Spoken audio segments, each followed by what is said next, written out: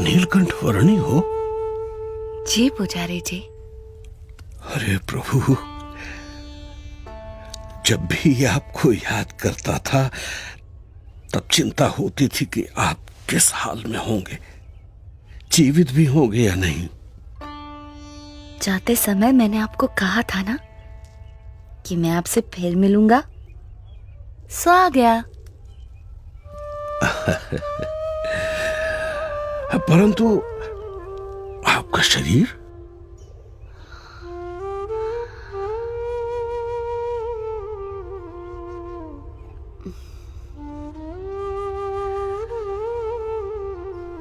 कितना दुबला पतला हो गया है। चलिए, सबसे पहले कुछ अन्न ग्रहण कर लीजिए। आइए प्रभु, पधारिए। यहां से चलिए प्रभु, इस तरफ से पधारिए।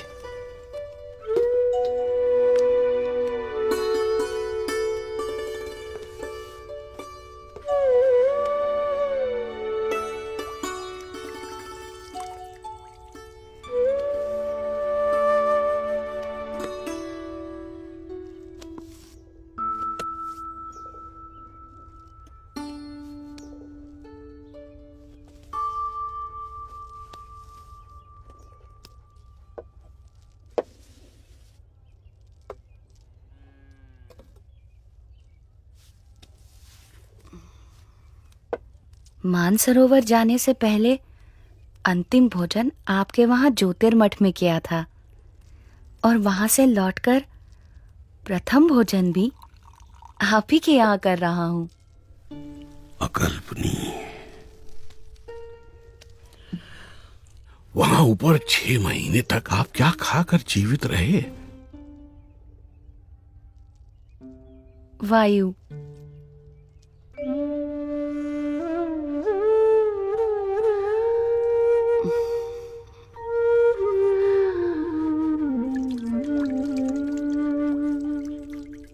मुमुक्षुओं के भावों को परख कर उन्हें अपने संबंध से कल्याण के मार्ग पर प्रेरित करते रहने का नित्य क्रम नीलकंठ वर्णी ने अखंड रखा था।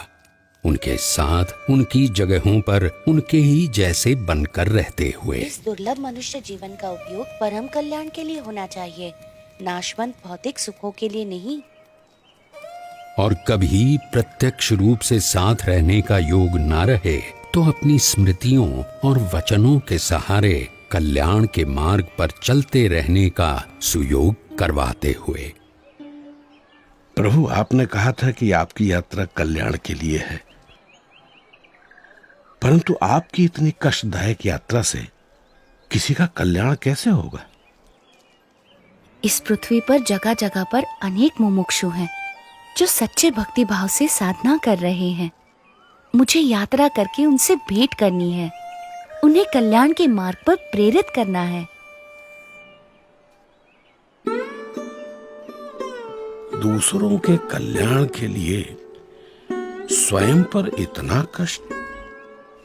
नीलकंठ, आपकी यात्रा सच में कल्याण यात्रा ही है। मेरा परम सौभाग्य कि मुझे आपकी सेवा का अवसर मिला।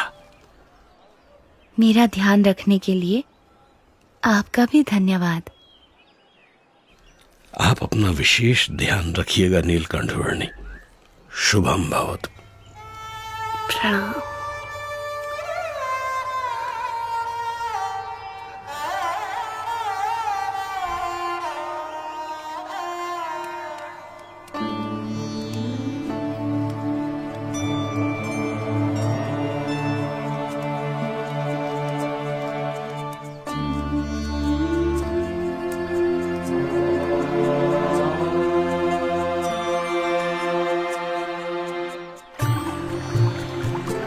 गंगा के प्रवाह समान अविरत और गतिशील ऐसी अपनी कल्याण यात्रा में नीलकंठ वर्णी बद्रीनाथ से गंगोत्री जाने के लिए बढ़ चले, और वो भी कोई सीधा सादा रास्ता न चुनते हुए बद्रीनाथ से सीधे गंगोत्री जाने के अति विकट मार्ग पर बर्फ की समाधि जैसे प्रदेश में बर्फ की आंधियों, बर्फ के प्रपातों और बर्फ के तांडवों को पार करते हुए।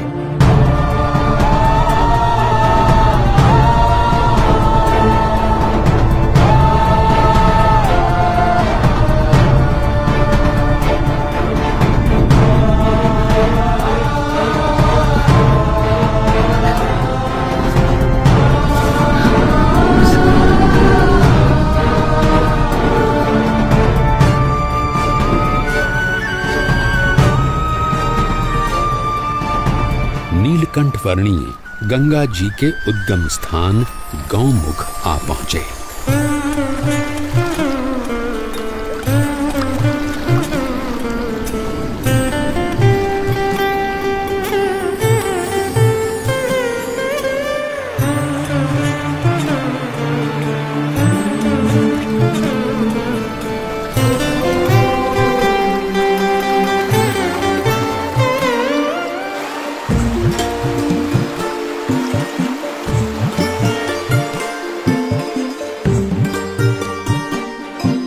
नीलकंठ वर्णी गंगोत्री आ पहुंचे और वहां से हरिद्वार आ पहुंचे। सर्वोत्कृष्ट कल्याण की प्राप्ति के लिए सच्चे गुरु के मार्गदर्शन के अनुसार दुर्लभ मनुष्य देह का उपयोग कर लेना चाहिए।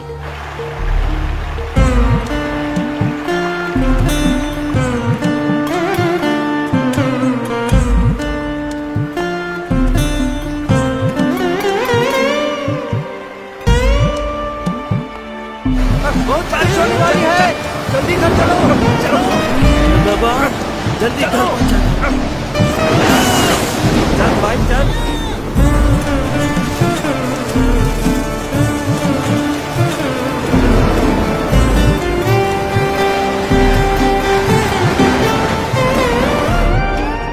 नीलकंठ वर्णी आ पहुंचे अयोध्या में, जहां से लगभग 1 साल पहले उन्होंने अपनी इस कल्याण यात्रा का प्रारंभ किया था। अरे घसीदार जी कैसे हो?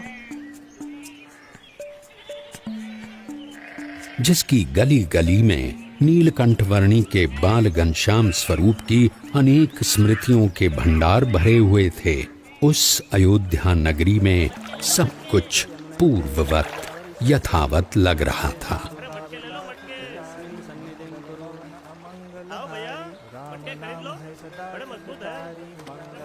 अरे भाई इधर उधर मत देखो, काम में ध्यान दो। ये मेरे सर पे रख दो। अब जाओ। क्या सोच में पड़े हो महाराज? हाँ?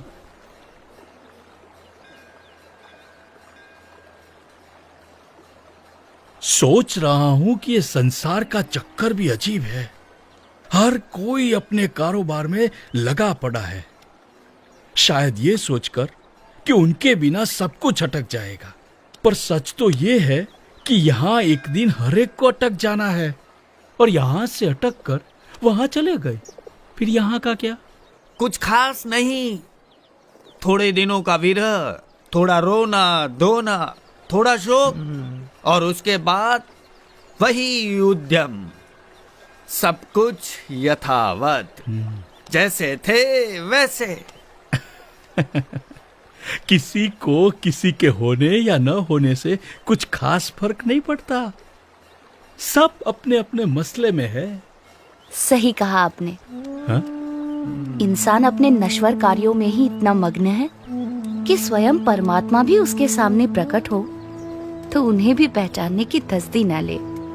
परमात्मा सामने और प्रकट? हाँ, जब भी जीव को इस पृथ्वी पर मनुष्य देह मिलता है, तब परमात्मा किसी न किसी रूप में पृथ्वी पर जरूर प्रकट होते हैं। यदि मुमुक्षु को उनका यथार्थ प्रसंग हो तो उसकी मुक्ति का मार्ग खुल जाता है। वैसे यहाँ से मुक्तिनाथ जाने के लिए कौन सा मार्ग उचित रहेगा? बताओ भाई। यहाँ से उस तरफ वंशीपुर है, और वहाँ से उत्तर पूर्व दिशा में नीलगिरी पर्वत की ओर बढ़ते चलिए। अरे सब लोग यहाँ आ जाओ, चलो चलो, भोजन तैयार है। प्रणाम।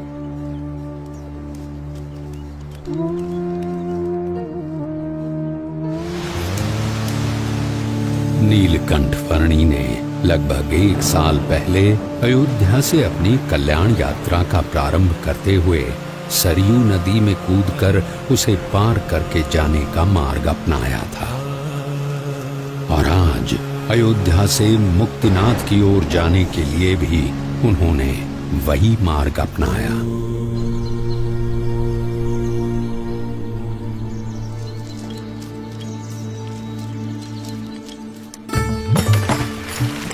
सरयू नदी को पार करके मुक्तिनाथ की ओर बढ़ चले नीलकंठ वर्णी हरैया गांव में आए।